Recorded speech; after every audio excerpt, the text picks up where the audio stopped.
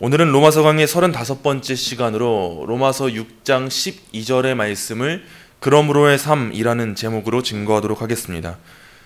로마서 6장에 접어들어서 사도는 은혜를 더하게 하려고 죄에 거할 수 없는 이유를 1절부터 11절까지 다루었습니다. 이때 사도가 강조한 것은 무엇이었습니까? 재차 반복해서 설명하지만 사도는 어떤 실존적인 문제, 어떠한 노하우를 전해주고 그 문제를 극복해라, 이런 방식으로 자신의 논지를 입증시켰던 것이 아니었습니다. 사도가 주목한 것은 우리의 실존의 문제가 아니요, 우리의 존재됨의 문제였어요. 사도는 그리스도와 연합하게 되어서 그분과 함께 죄에 대해서 죽었고 그분과 함께 생명에 대하여서 살아나게 된 성도의 존재됨을 논하면서 우리는 이제 결코 은혜를 더하게 하려고 죄에 거할 수 없는 자들이 되었다라는 것을 논했습니다. 그리고 사도는 이와 같은 교리적인 바탕을 기반으로 해서 우리에게 무엇을 제시했습니까? 마지막으로 1절부터 11절에서 11절에 사도는 이와 같이 요구했습니다. 이와 같이 너희도 너희 자신을 죄에 대하여는 죽은 자요 그리스도 예수 안에서 하나님께 대하여는 살아있는 자로 여길지어다. 아멘. 우리 자신의 존재됨을 이제 기억하면서 이로 말미암은 자의식으로 말미암은 삶을 살아갈 것을 강하게 권면했습니다. 이와 같은 우리의 존재됨을 여기라 라고 말했어요. 우리가 죄에 대하여 죽은 자다라는 것을 매일매일 상기시키고 우리가 의에 대하여서 생명에 대하여서는 살아있는 자가 되었다. 이것을 늘 기억하여 죄에 대하여 지지 말고 그것을 정복해 나가는 삶을 살아라. 그러한 삶을 살아가기 위해 그러한 자의식을 지녀라. 그렇게 여기는 삶을 살아가라 라고 권면한 겁니다. 과연 이보다도 복된 존재가 어디에 있겠습니까? 영원한 형벌을 받아 마땅한 존재가 우리인데 그것을 면치 못할 신분의 노인자들이 바로 우리였는데 또한 죄에 대하여 종노릇을 하던 자들이 바로 우리였는데 여전히 죄에 대하여 종노릇하면서 그것에 지고 살아가야 하는, 그것에 얽매여 살아가야 하는, 그로 말미암은 형벌을 받아야만 하는 그러한 존재가 바로 우리였는데 하나님의 은혜는 우리로 하여금 이제 죄가 왕노릇하는 삶이 아니요 은혜가 왕노릇하는 삶을 살도록 인도해 주셨습니다. 사도는 이에 대해서 강력히 호소하면서 권면하는 거예요. 이제 더 이상 죄의 문제에 짓눌리지 말고 우리 자신을 죄에 대하여는 죽은 자로 또 예수 안에서 하나님께 대하여는 살아있는 자로 그렇게 여기는 자의식을 지니고 살아가라 라고 권면하고 있는 겁니다. 사도는 1절부터 11절까지의 교리적인 진술을 마치고 거기에서 이 위대한 논증을 끝맺지 않습니다. 우리가 생각하기에는 이만하면 됐지, 이제 다 알려주셨습니다 라고 말할 수도 있겠지만 1절부터 11절까지의 교리적인 진술을 다 마치고 끝맺지 않아요. 왜냐? 성도라는 존재는 머리로 아는 것에서 끝나는 존재가 아니기 때문입니다. 머리로 알았다고 해서 그들에게 모든 것이 끝맺은 그들의 사명이 다한 자들이 성도가 아니기 때문입니다. 우리는 과연 무엇을 위하여서 부름받았습니까? 우리의 외적인 신분의 변화에서 모든 것을 끝맺어서 아니라고 나태한 삶을 살아가도록 부름받았습니까? 은혜가 주어졌다. 너희 은혜 받은 존재다. 이제 그 은혜를 고백해라. 이 정도에서 끝맺는 삶이 성도의 삶이 아닙니다. 이제 우리가 은혜를 받았다면 그 은혜로 말미암은 삶을 살아가야 하는 것이 성도이기 때문에 사도는 1절부터 11절까지의 교리적인 진술에서 끝맺지 않고 이어서 오늘의 말씀을 이어서 진행해 나가는 거예요. 에베소서 1장 3절부터 5절입니다. 찬송하리로다 하나님 곧 우리 주 예수 그리스도의 아버지께서 그리스도 안에서 하늘에 속한 모든 신령한 복을 우리에게 주시되 곧 창세전에 그리스도 안에서 우리를 택하사 우리로 사랑 안에서 그 앞에 거룩하고 흠이 없게 하시려고 그 기쁘신 뜻대로 우리를 예정하사 예수 그리스도로 말미암아 자기의 아들들이 되게 하셨으니. 아멘. 우리에게 임한 하나님의 구원은 하나님의 전적인 주권과 은혜 가운데 시작됩니다. 그리고 이와 같은 은혜는 우리로 하여금 이 세상을 살아가는 과정 가운데 은혜를 알면서 끝나는 삶을 살아가게 하는 것이 아니고 그 은혜로 하여금 우리의 죄악된 본성이 죽어지는, 더 거룩을 갈망하면서 그 거룩을 위해 살아가게 되는, 거룩하고 흠이 없게 되는 그러한 은혜입니다. 하나님이 우리를 택하셨다는 것은 하나님이 택하셨구나, 하나님 주권적이신 분이시구나, 여기서 알고 끝맺게 하기 위한 구원이 아니었습니다. 하나님의 구원은 우리를 거룩하고 흠이 없게 하시려는 구원이에요.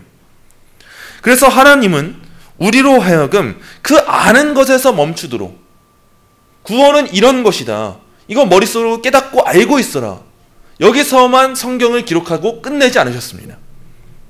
우리는 거룩하기 때문에 구원받지 않았으나 거룩함을 위해서 구원받았다는 이 사실을 기억해야 돼요. 그렇다면 그 거룩함이란 무엇입니까? 오늘의 말씀 잠시 조금 뒤에 로마서 8장 29절 함께 찾아보겠습니다.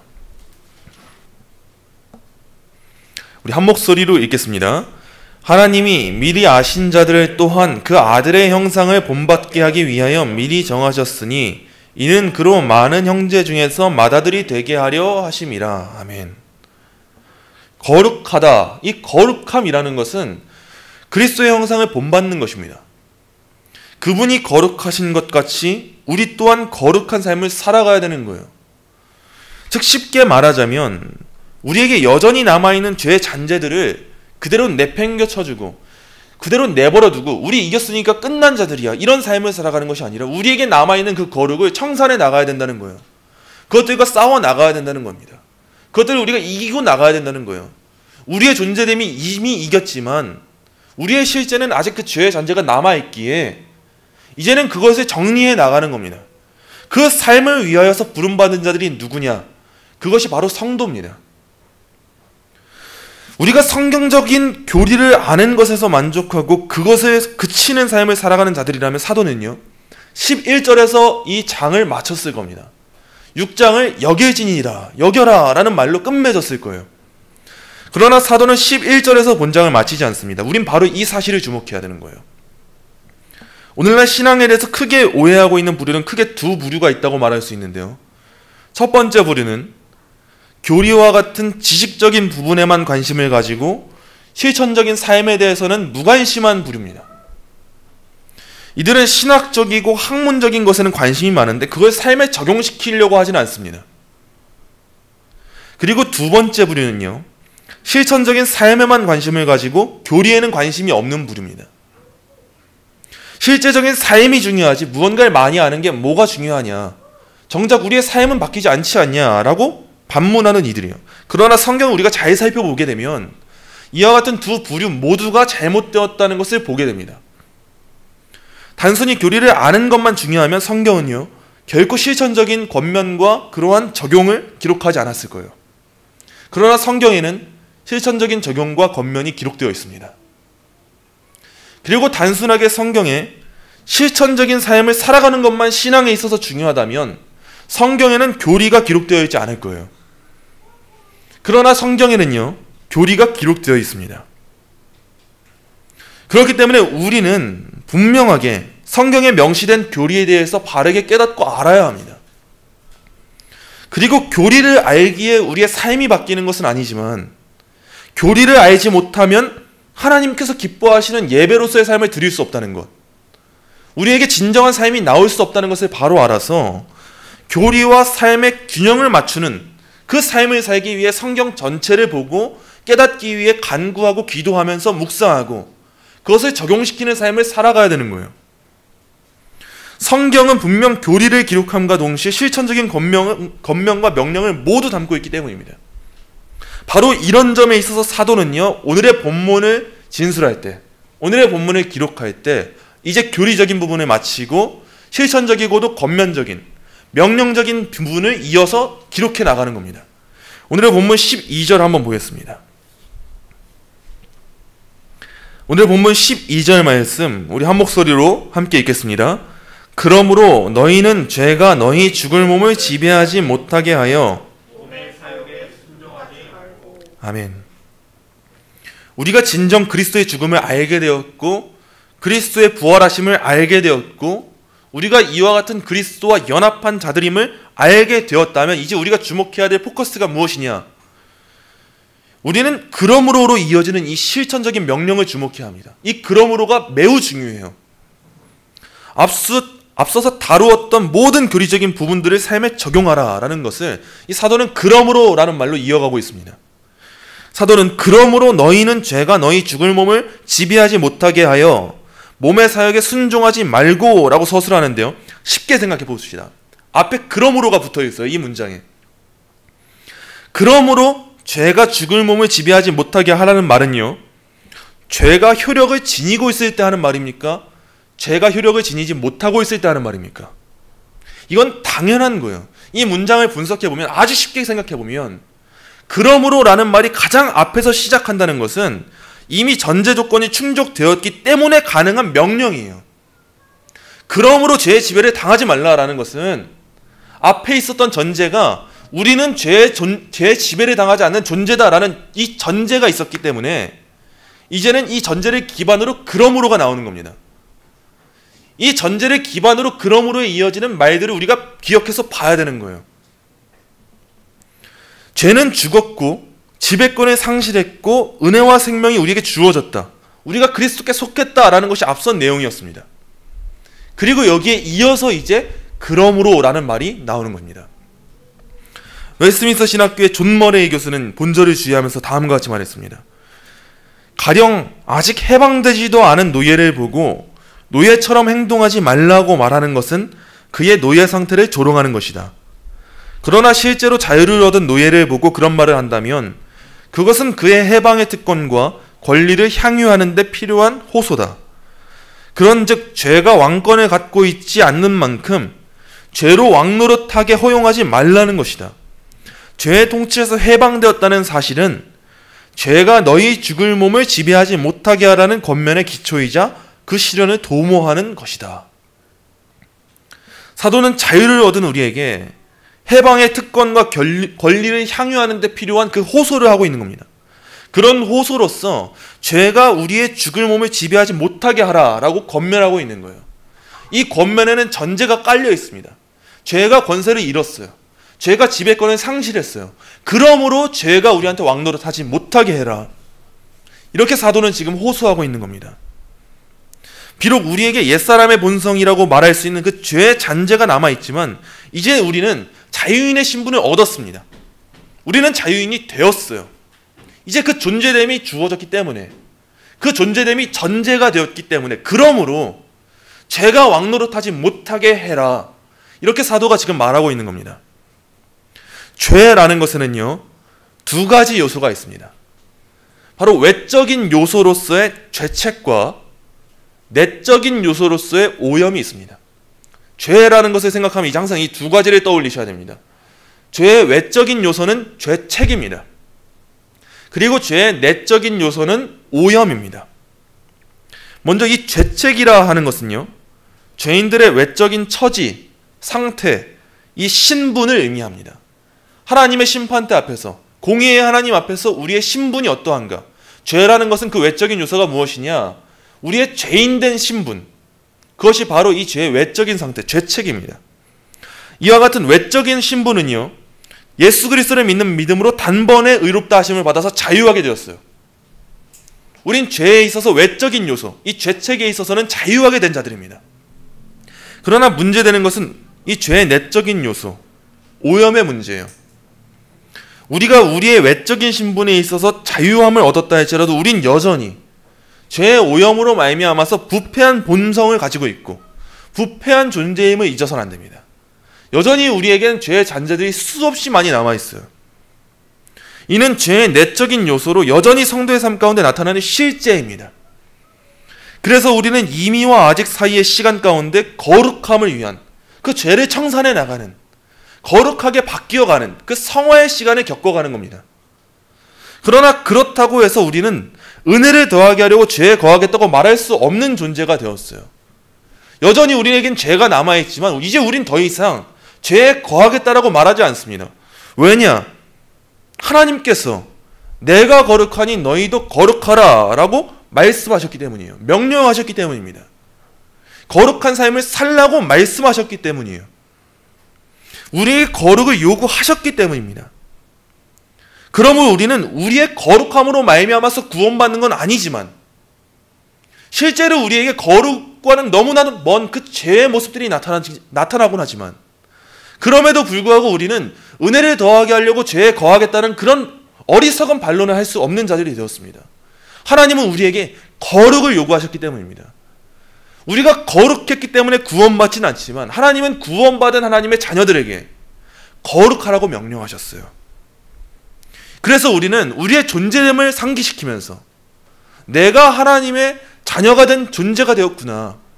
내가 예수와 함께 죽었고 예수와 함께 살아났구나. 그렇기 때문에 하나님은 나에게 거룩을 요구하셨구나. 그 아들의 형상을 본받으라고 하셨구나. 이것을 상기시키면서 우리는 이제는 그 거룩함을 위한 여정을 살아가야 합니다.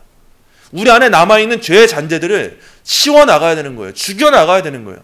죄를 죽이는 삶을 살아가야 되는 거예요. 이때 우리가 기억할 것이 무엇이냐? 바로 오늘의 말씀에 기록된 그러므로입니다.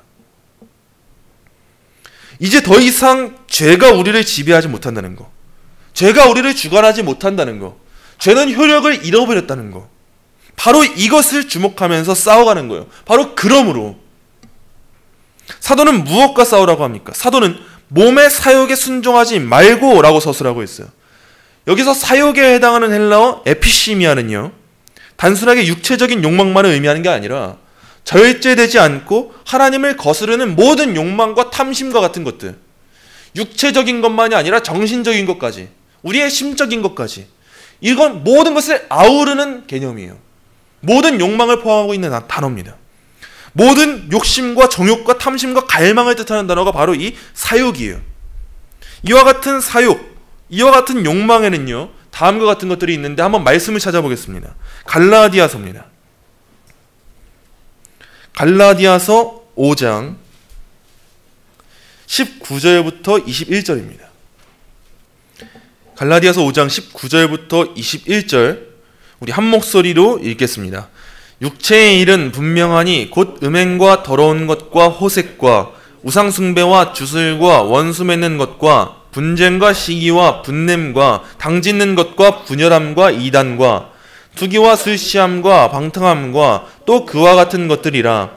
전에 너희에게 경계한 것 같이 경계하노니 이런 일을 하는 자들은 하나님의 나라를 유업으로 받지 못할 것이요. 아멘.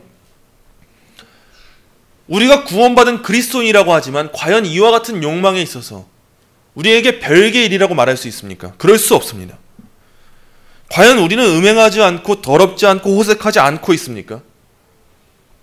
과연 우리는 이 7계명에 있어서 자유하고 있습니까? 떳떳하게 설 수 있습니까? 과연 우리는 그만큼이나 가정에 충실하고 있습니까? 여러분 모두 한 사람 한 분이 가정에 진정 충실하고 있어요? 진정 성경적인 가정을 세워가고 있습니까? 또한 과연 우리가 우상숭배와 주술로부터 자유하다고 말할 수 있습니까? 우린 너무도 당연하게 하나님 한 분만이 유일한 신입니다. 하나님만 경배합니다 라고 말하지만 우리의 삶 가운데 하나님 외에 두고 있는 신은 얼마나 많습니까? 매일매일의 삶 가운데 하나님 한 분만이 여러분의 마음 가운데 우직하게 섬김받아야 할 분으로 계십니까? 과연 우리는 이 하나님의 말씀에 순종하면서 하나님을 온전히 신뢰하고 있습니까? 과연 우리는 원수 맺는 것과 분쟁과 시기와 분냄과 당짓는 것과 분열함에 있어서 자유하다고 말할 수 있을까요?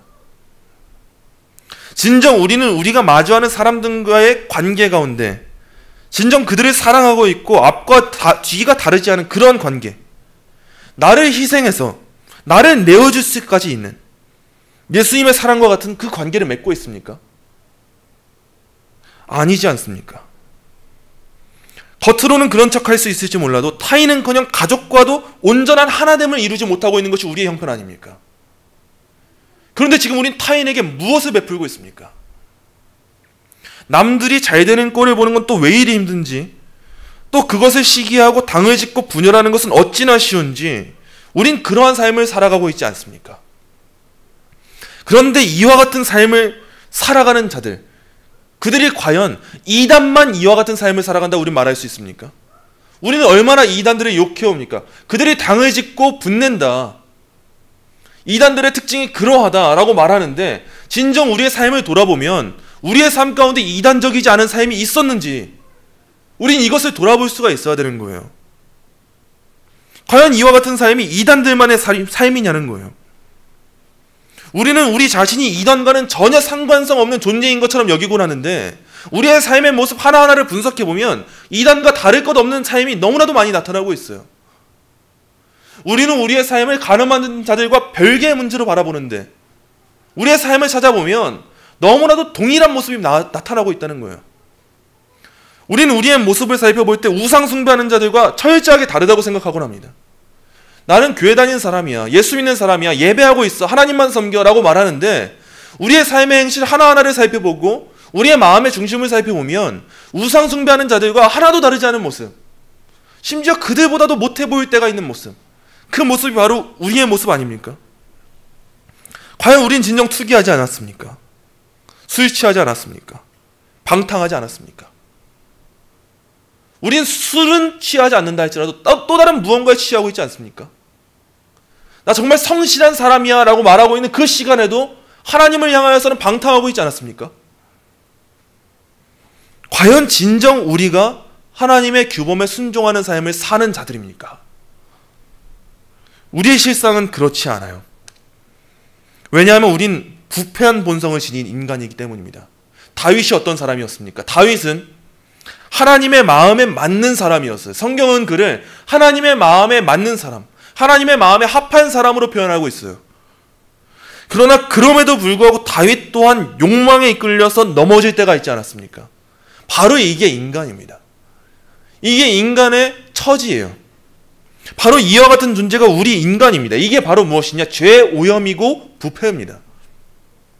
그렇지만 그리스도와 연합한 존재가 돼서 옛사람이 그리스도와 함께 십자가에 못 박힌 자들의 삶이 어떠해야 하겠습니까? 그들의 삶이 지향하고 있는 목표지, 그 과정, 그것은 어떤 삶이겠습니까?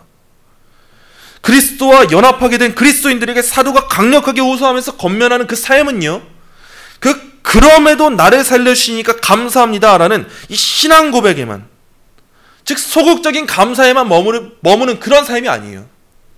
나 하나님의 은혜 알았습니다. 나 그런 존재군요. 참 감사합니다. 이렇게 입으로만 고백한다고 해서 성도다운 삶이 아니라는 거예요. 그런데 우리는 얼마나 수없이도 많이 신앙 고백만 하는 삶을 살아가고 있습니까?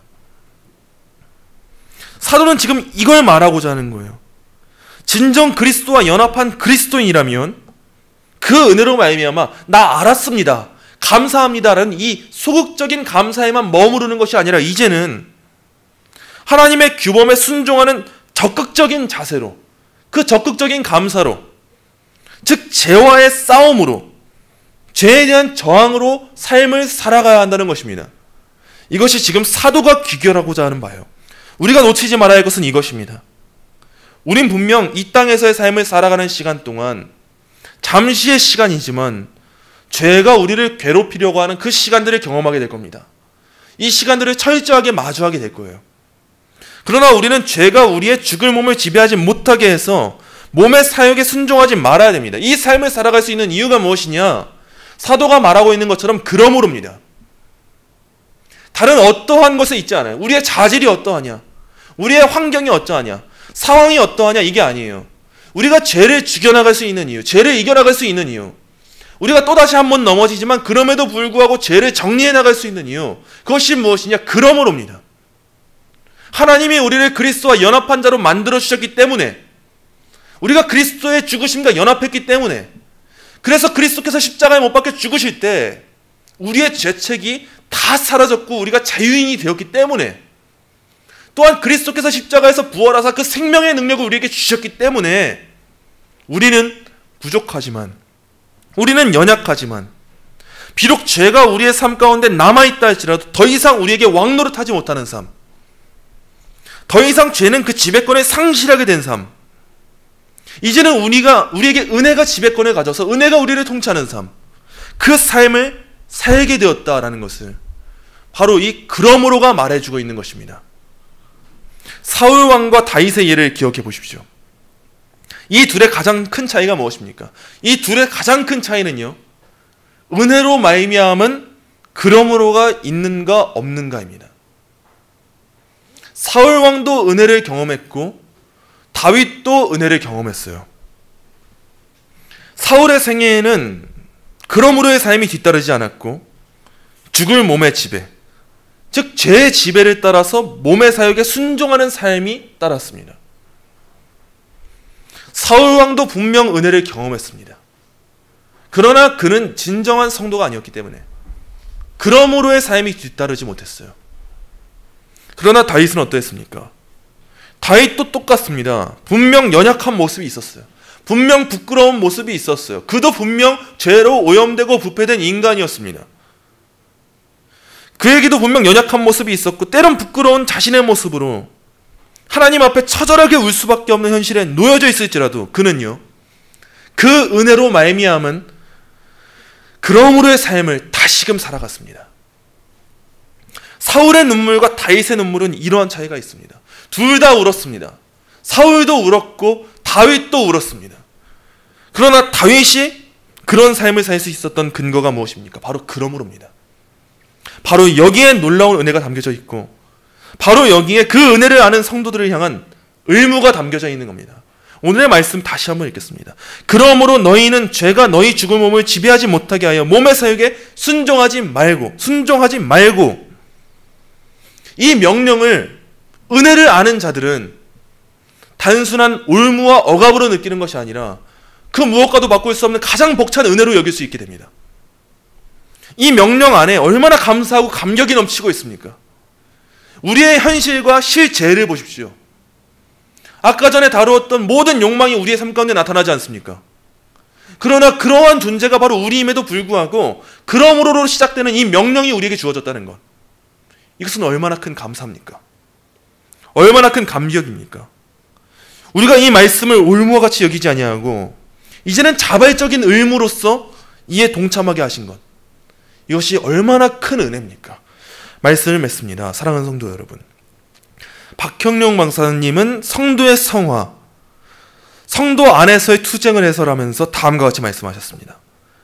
하나님의 위엄의 이해가 더 깊을수록, 하나님을 향한 사랑의 의도가 더 클수록, 예수 그리스도 안에 하나님의 숭고한 소명의 상급을 얻으려는 열망이 더 강할수록 남아있는 죄의 중대성을 더 심하게 의식할 것이며 죄를 미워함이 더 날카로울 것이다. 거룩에 더 진보할수록 죄의식은 더 깊어서 오호라 나는 곤고한 삶이로다 라고 부르짖을 것이다. 이것은 모든 하나님의 백성의 생활에서 하나님의 거룩의 계시에 보다 더 긴밀히 접근한 결과가 아니었던가. 우리는 이 격렬한 영적 투쟁에서 모든 영적 무장을 갖추고 성령의 은혜를 힘입어 힘써 싸움으로 승리를 계속해야 할 것이다. 그렇습니다.